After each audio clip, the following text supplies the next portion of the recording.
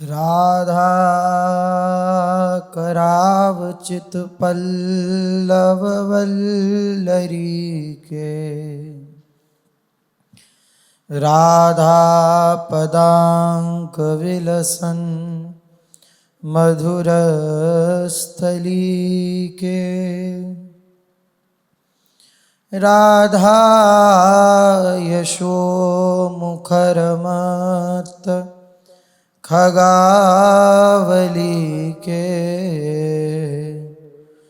राधा विहार विपिने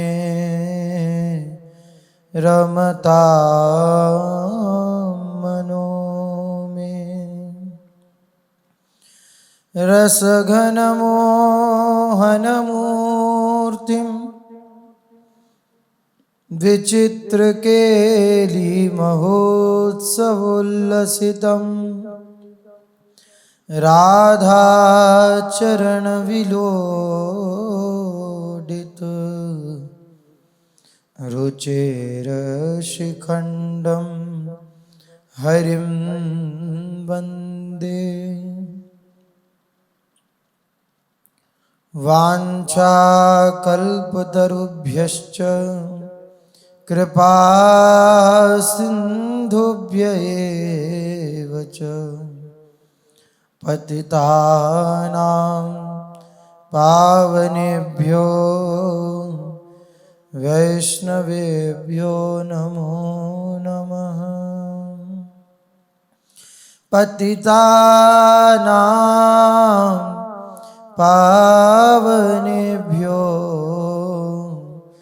वैष्णवेभ्यो नमो नमः। श्री राधा वल्लभ लाल की, श्री सद्गुरुदेव भगवान की जय। श्री सद्गुरुदेव भगवान की कृपा से अपने लोग भक्ति के 64 अंगों का कथन श्रवण कर रहे हैं, जिसमें कि कल 11वें अंग की चर्चा चली। श्री कृष्ण से जो विमुख हैं उनका संग त्याग देना। कृष्ण विमुख संग त्यागो। जो श्री ठाकुर जी से विमुख हैं उनका संग त्याग देना। जब तक उनका संग त्याग नहीं होगा, बाहरी व्यक्ति आंतरिक वृत्ति दोनों प्रकार से, तब तक भगवद रस का अनुभव होने में बाधा उत्पन्न होती रहेगी। सबसे बड़ी बाधा है कुसंग, अंदर का कुसंग और बाहर का कुसंग दोनों, जिसमें चर्चा भी हुई कि हम अगर अपनी निष्ठा में हैं, अन्याश्रय नहीं है, तो ये कुसंग आ सकता है लेकिन नष्ट नहीं कर सकता, क्योंकि उसका श्री हरि के सिवा कोई और है नहीं, तो उसका नष्ट कुछ नहीं हो सकता। वह वृत्ति या व्यक्ति आएगा, उसका प्रभाव उसे नहीं व्यापेगा। क्यों?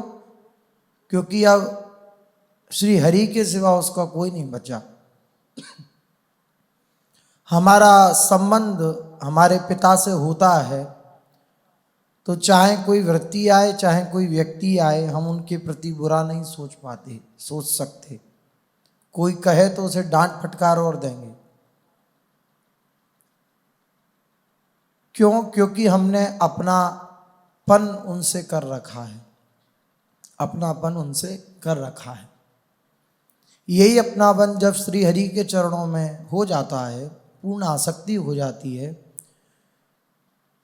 तो कोई भी बाधा उस उपासक को परास्त नहीं कर सकती। केवल एक उद्देश्य उसके जीवन में आ गया है कि श्री हरि के सिवा मेरा कोई नहीं है और मुझे श्री हरि की प्राप्ति करनी है।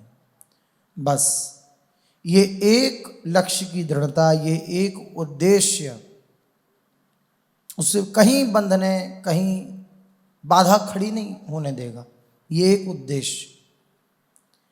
जहाँ कहीं भी बाधा उत्पन्न होती है या हमें लगता है कि कोई माया की विकराल आंधी आई है, वो हमें रोकना चाहती है, बहुत हमें मन क्लेशित करता है, वह तभी तक करता है जब तक लक्ष्य की दृढ़ता नहीं होती।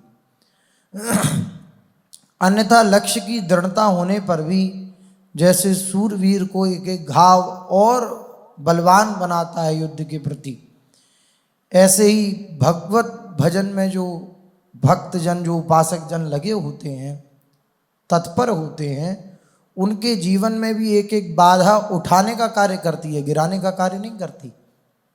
हर एक बाधा में वह उपासक उठता चला जाता है। क्यों उठता चला जाता है? क्योंकि उसकी दृष्टि किसी भी पदार्थ, व्यक्ति, वस्तु के प्रति नहीं है, उसकी दृष्टि सीधे अपने लक्ष्य की प्रति है। तो कोई भी बाधा जीवन में आती है तो वह उस उपासक को परास्त नहीं करती, बल्कि वह बाधा ही परास्त होकर के चली जाती है। कैसे कैसी विकराल परिस्थिति महापुरुषों के जीवन में आई, प्रकट में देखा गया। कैसे कैसे रोग, कैसी कैसी सामाजिक ऐसी भारी व्यक्ति की दिक्कतें आई, बाधाएं आई, लेकिन वह उन्हें परास्त नहीं कर पाई। क्यों नहीं कर पाई? क्योंकि लक्ष्य दृढ़ता। उनको पता है कि हमारे प्रीतम श्री हरि हैं और श्री हरि के द्वारा ही ये सब कुछ हो रहा है, श्री हरि ही इन सब रूपों में है। तो वह हर बाधा में भी श्री हरि का दर्शन करके प्रसन्न चित्त रहते हैं, प्रभु का दर्शन करके आनंदित रहते हैं। बाधा आई, नामदेव जी की फूस की झोंपड़ी जल गई, लेकिन वो परास्त नहीं कर पाई बाधा। दर्शन कर रहे हैं उसी अग्नि में प्रभु का। तो क्या हुआ? जो भी बाहर सामान और बचा कुचा था, जो अग्नि नहीं ले पा रही, उसको भी डाल, प्रभु इसे भी स्वीकार करो। बाधा आई, बहुत बड़ी बाधा आई, किसी का घर जल जाए ये कोई कम बात है, सुनने में आसान लगता है, लेकिन इतनी बड़ी बाधा आने पर भी वे प्रसन्न हैं। क्यों? क्योंकि वे हरि का विधान देख रहे हैं या हरि को देख रहे हैं, प्रभु को देख रहे हैं। तो परिणाम सबको पता है। नामा की छाई छान, नामदेव जी की आकर के अगले दिन श्री ठाकुर जी ने अपने हाथों से कुटिया बनाई। आसपास के आस पड़ोसी कहते कि तुमने ये कारीगर कहाँ से बुलाए, हमारे लिए भी बुलवा दो। ऐसा कारीगर, जैसी तुम्हारी कुटिया है ऐसी तो हमने ना कभी देखी और शायद ही कभी देखें। पूरा जीवन निकल गया, ऐसी कुटिया नहीं देखी हमने। कहाँ का कारीगर बुलाया था, ये एक ही रात में तुम्हारी कुटिया बना दी। तो नामदेव जी ने कहा कि भैया ऐसी कुटिया बनाने के लिए पहले अपनी कुटिया फूकनी पड़ेगी। अपनी कुटिया को फूक दो, जो घर फूके अपना तो चले हमारे साथ। अपना घर फूकना पड़ेगा तब जाकर के ये कुटिया बनेगी। तो किसकी इतनी सामर्थ्य है? श्री हरि से प्रेम करना हर किसी की बात नहीं है, शूरवीरों का मार्ग है। विश्वास करके अपना घर फूक दो तो तुम्हारे लिए भी कुटिया बन जाएगी। नामदेव जी ने ऐसा कहा तो सब अपने अपने घर चले गए। कितनी बड़ी बाधाएं आई महापुरुषों के जीवन में, लेकिन लक्ष्य दृढ़ता होने के कारण वे बाधाओं ने परास्त नहीं कर पाई। पल पल में, क्षण क्षण में जो हमारा चित्त या कोई भी वृत्ति या व्यक्ति हमारी स्थिति को डामाडोल कर देता है, उसका मूल कारण है लक्ष्य की दृढ़ता ना होना। लक्ष्य की दृढ़ता जिसको जिस समय जिस क्षण में हुई, उस क्षण से उसके जीवन में एक अद्भुत चमत्कार प्रकट हो गया। बहुत अमूल्य शब्द है लक्ष्य दृढ़ता, बहुत अमूल्य शब्द। वह लक्ष्य दृढ़ता क्यों नहीं होती? क्योंकि विमुखों का संग त्याग नहीं होता। चाहे वे आंतरिक वृत्ति हो, चाहे व्यक्ति। विमुख कौन? जो हमारे शास्त्र, गुरुदेव के वचन, संतों के वचन के विरुद्ध आचरण करता हो, वह विमुख है। जो श्री हरि के चिंतन को छुड़ा दे, जो श्री धाम को छुड़ा दे, जो नाम रूप लीला को छुड़ा दे, वह विमुख है। सीधी सी पहचान। उसमें हम स्वयं भी कारण हो सकते हैं। स्वयं का अर्थ जिनको हमने स्वयं मान रखा है, अपना स्वरूप मान रखा है, मन बुद्धि चित्त अहंकार, वह भी कारण है। और बात असली यह है कि मुख्य वही कारण है। बाहर से इसलिए असंग होने को कहा जाता है कि हम अंदर झांकें, अपने अंतर्मुख हों। जब बाहर से हम असंग होंगे तब अंदर की वृत्ति के प्रति हमारा दर्शन होगा, देखेंगे हम उसे। बात अंदर की वृत्ति से बनती है। अंदर की वृत्ति के प्रति दर्शन हुआ, उसको देखा, और वह जब अंदर की वृत्ति नष्ट हो गई और अंदर ही आनंद प्रकट हो गया, तब जित देखो तित श्याम वही है।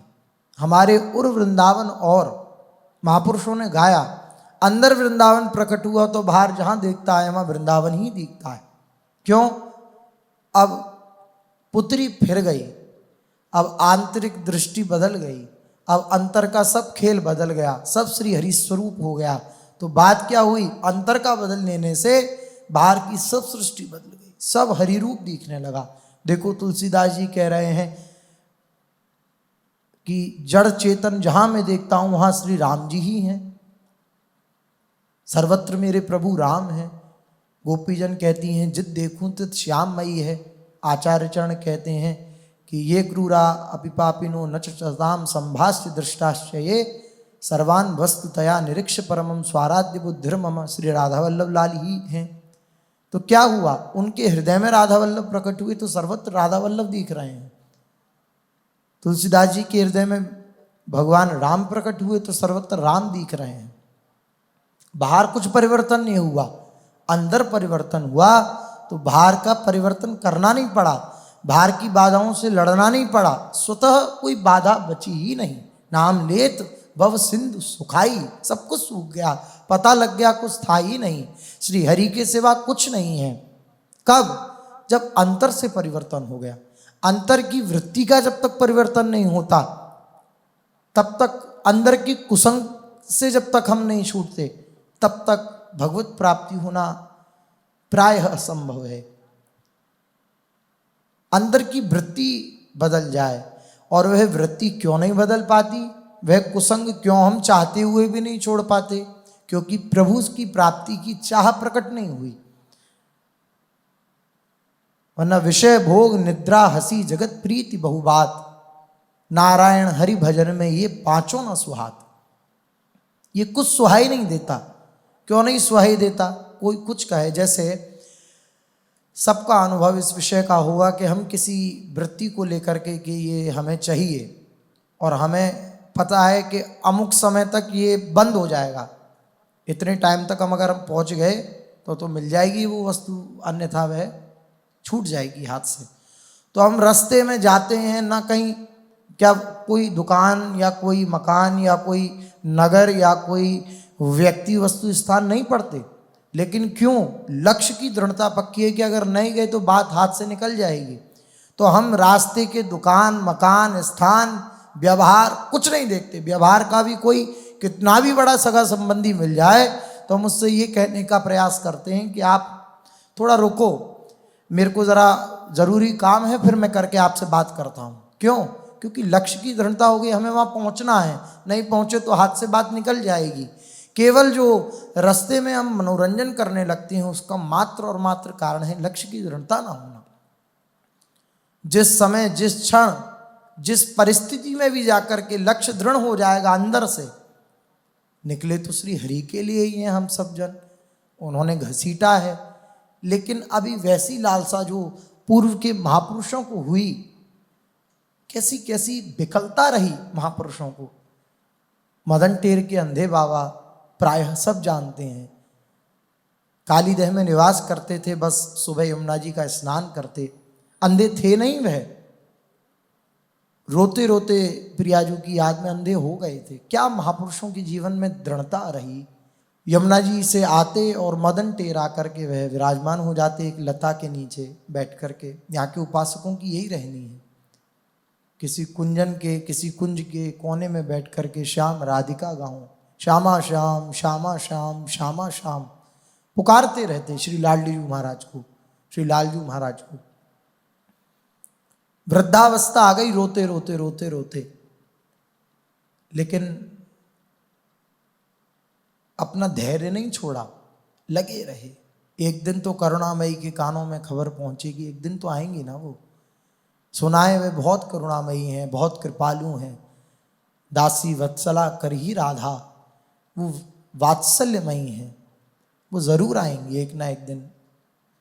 राधा श्याम, राधे श्याम, राधे श्याम, श्यामा श्याम, एक कुंज के नीचे बैठ के बस पुकारते रहते। पुकारते पुकारते वृद्धावस्था हो गई। एक दिन युगल सरकार गलभैया दिए मदन टेर की कुंजों से निकल रहे थे वन विहरण करते हुए। ये वृंदावन का प्रताप है, अन्यत्र ये नहीं मिलेगा। वृंदावन आश्रित जन इसलिए निश्चिंत रहते हैं कि कभी किसी कुंज से निकलते हुए लाडली जू जब देख लेंगी ना कि ये देखो ये रो रहा है, तो क्या उनको कसर है, थोड़ा मुड़ के दर्शन दे देंगे। इसी आशा में वृंदावन के रसिक जन अपना जीवन धारण करते हैं। जीवन में कभी एक बार तो आएंगी ना, बस उसी आशा में वे जीते हैं। वे भोग से नहीं जीते, वे व्यवस्थाओं से नहीं जीते। महापुरुष केवल आशा से जीते हैं। आशा बंधा समुत्कंठा, नाम गाने सदा रुचि। आशा बंधी हुई है। लाडली जो आएंगी, करुणामयी आएंगी, वो कृपा करेंगी, दयालु हैं, कृपालु हैं, वो नहीं देखती किसी के अवगुण। इसी आशा में बाबा दिन रात श्यामा श्याम, श्यामा श्याम, श्यामा श्याम पुकारते रहते। श्री प्रियालाल कुंज विहरण करते हुए पहुंचे तो लाडली जू किसी को रोता हुआ नहीं देख सकती। तो लाडली जू ने कहा कि लालजू महाराज जाओ बाबा को हंसा के आओ। तो जो आज्ञा लालजू गए और जाकर के बाबा से कही, बाबा कायपुर हो रहे हो है? तो बाबा वो ने सोची कोई ग्वारिया है, गैया चरामते भयो आयो है, तो जा रे ग्वारिया तू मुझ छोड़, मुझसे बात मत करे, तू जा यहाँ से। लालजू महाराज बोले बता तो सही कहा है गो, तेरी का भैंस चुर गई है। श्री ठाकुर जी ने ऐसे वर्णन आया लिखा, कहा बाबा थे। तो बाबा ने कही तू जावे के नहीं जावे? तो अपनी जो एक दंड था उनके पास वो करते हुए जा यहाँ थे। तो प्रियाजू ने कही तुम पे नहीं हंसाया जाएगा बाबा, तुम आ जाओ मैं जाऊं। तो श्री लाडली जी महाराज कृपा करके बाबा के पास गई और बाबा थे कहीं कि बाबा तू कायपुर हो रहे हो? तो लाडली जी पंचम स्वर से बोलती हैं। इतनी मीठी आवाज़ बाबा ने कभी नहीं सुनी थी। तो बाबा एकदम कौन लाली, कौन लाली? मैं यहीं पास की हूँ, तू बता तू कायपुर हो रहे हो? भूख लगी है का? कि ना लाली भूख ना लगी। तो बता तेरे कोई सगे संबंधी तोते बिछड़ गए हैं का? तो एकदम बाबा अश्रु प्रवाह करते हुए बोले कि हमारे सगे संबंधी तो बस श्री ठाकुर जी महाराज और श्री लाडली जी महाराज हैं, उन्होंने मुझे विसार दियो है।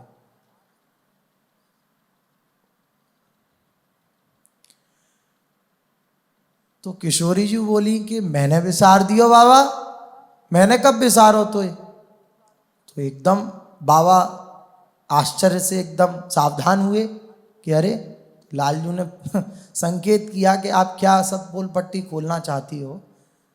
तो बोले नहीं मेरा नाम किशोरी है, मैंने सोची मैंने कहा बिगाड़ दियो तेरो।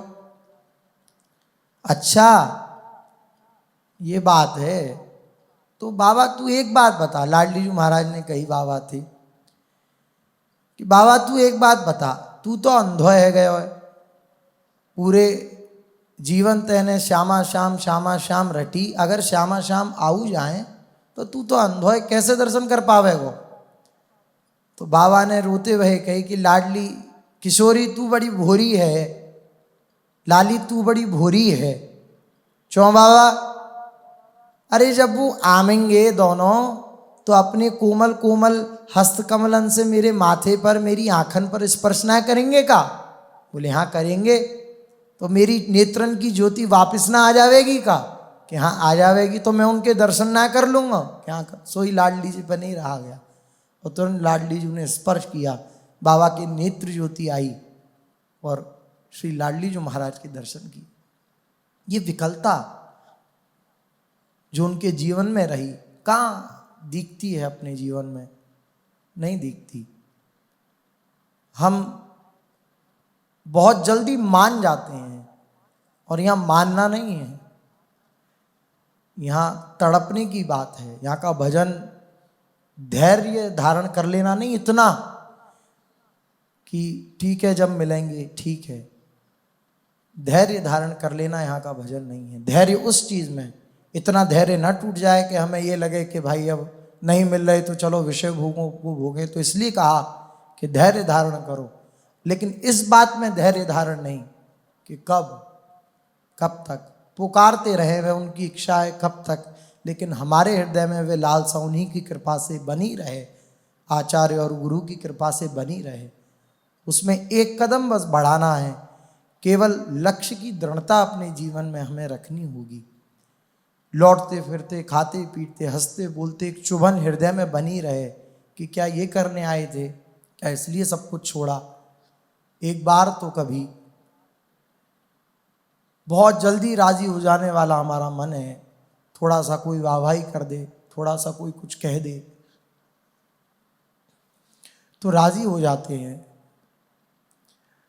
थोड़ा सा कोई डांट दे फटकार दे तो हमें बुरा लग जाता है। तो वो जब बुरा लगता है तो उस बुरा लगने के कारण हम रोते हैं कि हमें अमुक व्यक्ति ने ऐसा कह दिया, तो हम लाडली जी का नाम लेके रो लेते हैं, लेकिन लाडली जी के लिए नहीं। किसी ने हमें कुछ कह दिया, किसी ने हमें कुछ प्रतिकूलता दे दी, तो उस प्रतिकूलता को देख करके हमारे हृदय से हमारे नेत्रों से आंसू टपक जाते हैं। लेकिन लाडली जी के लिए कहाँ, अभी जहाँ वो परिस्थिति ठीक हुई तो हमारा वही रंग फिर प्रारंभ हो जाता है, उसी खेल खिलौनों में हम फिर मनमस्त हो जाते हैं। इसका कारण मात्र यही है कि बार बार हृदय में बना रहे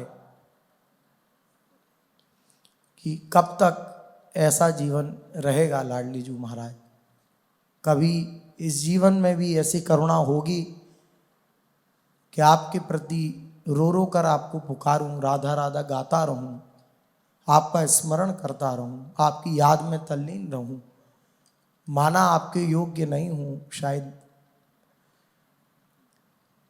मिलो आप, लेकिन फिर भी आपकी स्मृति बनी रहे, आपकी याद बनी रहे, इतनी करुणा आप पर से मैं चाहता हूं। ये बात हृदय में चुभती रहे, बिना चुभन के नहीं होगा।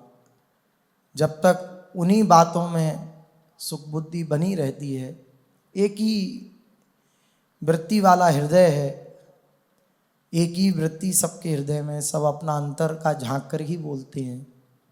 बार बार कोई ना कोई ऐसी वृत्ति व्यक्ति से हम खुश हो जाते हैं, ऐसे वस्तु से, ऐसे स्थान से खुश हो जाते हैं कि फिर वो जो हमारा लक्ष्य था वो हमसे चूक जाता है। भूल ही जाते हैं हम क्यों आए थे। केवल उन्हीं की कृपा से, उन्हीं की करुणा से, उन्हीं की दया से, उन्हीं से ये प्रार्थना बनी रहे जीवन में कि आप एक बार अगर कृपा दृष्टि कर दोगी तो कुछ भी असंभव नहीं है। आप करुणामयी हो, आप दयामयी हो, आपका विरध है कि आप आए हुए को कभी त्यागती नहीं हो। बस आ गया शरण, कैसा भी है कैसु पापी क्यों न हुए, हरिवंश नाम जो ले, अलक लड़ेती रीझ के महल खवासी दे। श्री लाडली जी महाराज रीझ करके उसे महल की दासी बना लेती हैं, जो हरिवंश चरणों का आश्रय लेता है। केवल लक्ष्य की दृढ़ता ना होने के कारण ये जीवन में बात नहीं आ पाती कि हम उनके लिए रोएं, उनके लिए चिल्लाएं, उनके लिए गाएं, उनके लिए हंसें, हमारा जीवन उनके प्रति हो जाए। अभी हमारा जीवन दूसरों के लिए है। आज पता नहीं कैसा हुआ, अमुक को कैसा लगा होगा, आज पता नहीं कैसा हुआ, अमुक को कैसा लगा होगा। लेकिन लाडली जी के विषय में कभी चिंतन आता है कि आज पता नहीं ये दिन भी गया, लाडली जी क्या कहेंगी कि एक बार भी इसने पुकारा नहीं। ये बात नहीं आती, दूसरे की चिंता बनी रहती है, दूसरा हमें फटकार ना दे, दूसरा हमें डांट ना दे, हमेशा हमारी आओ भगत करे, हमेशा हमारा सम्मान करे, हमेशा हमें प्यार से बुलाए।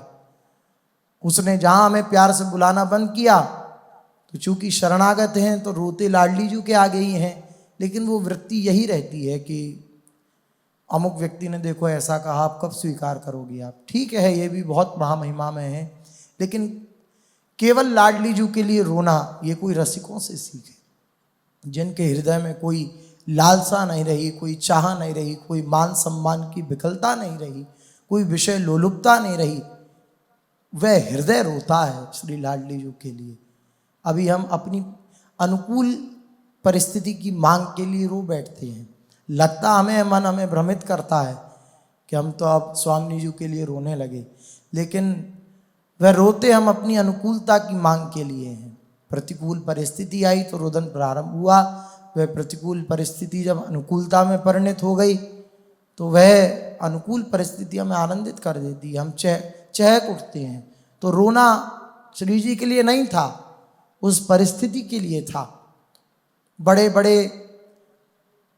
उपासक जनों में भी ये त्रुटि रह जाती है कि अनुकूलता में तो हम खूब आनंदित रहते हैं, लेकिन जहाँ प्रतिकूलता हुई तब लाडली जू की याद आती है, तब उनके लिए रोना आता है। वह भी महामहिमा में है बार बार, इसलिए कि वह कोई निंदनीय नहीं है, हमारे कहीं से भी कोई दुत्कार फटकार, और इसलिए ही लाडली जू लगवाती हैं कि उन तक हम पहुँचें उनके प्रति।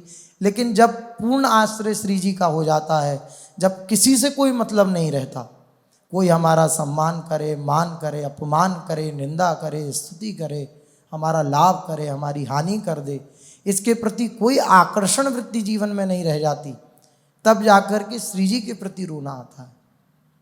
तब परिस्थिति या व्यक्ति वस्तु स्थान के बिछुड़ने या मिलने से वह रुदन नहीं होता। आप राजी रहो जैसे भी, जिस प्रकार से भी आप हमारे साथ बर्ताव करना चाहो, हम आपके लिए रो रहे हैं, हम आपके लिए हैं। फिर वो जो रोना होता है, वह जो रुदन होता है, वो परम महामहिमा में होता है। वह क्यों नहीं प्रकट होता? मात्र लक्ष्य की दृढ़ता न होने के कारण। कुसंग आदि ये जो बाधाएं हैं, ये मात्र तभी तक परास्त कर सकती हैं जब तक लक्ष्य की दृढ़ता नहीं है। लक्ष्य की दृढ़ता हो जाने के बाद फिर कोई भी बाधा ऐसी नहीं है जो परास्त कर सके, जो परास्त। हनुमान जी जा रहे हैं तो कह रहे हैं, राम काज कीने बिना मोए कहाँ विश्राम। नहीं है, हृदय में हाहाकार है, नहीं है विश्राम, विश्राम स्थिति नहीं है। लक्ष्य है सियाजू को ढूंढना है, मेरे स्वामी का आदेश है, तो बस उस आदेश में लगे हुए हैं, उस आदेश में तत्पर हैं। चल पड़े, कितनी बाधाएं बीच में आई, कितना मार्ग रोकने का प्रयास हुआ, लेकिन सबको पार करके फिर सियाजू का पता करके फिर जब कार्य संपन्न हो गया कि सियाजू मिल गई, तब फिर विश्राम कब लिया? जब लक्ष्य प्राप्त कर लिया। ये बात हम कैसे भी हंसे खेलें खाएं पिएं, लेकिन एक चुभन हृदय में रहे कि वो लक्ष्य की तरफ दृष्टि रखने से वह चुभन बनी रहती है। लक्ष्य के प्रति दृष्टि बहुत बड़ा महावाक्य है, लक्ष्य के प्रति दृढ़ता।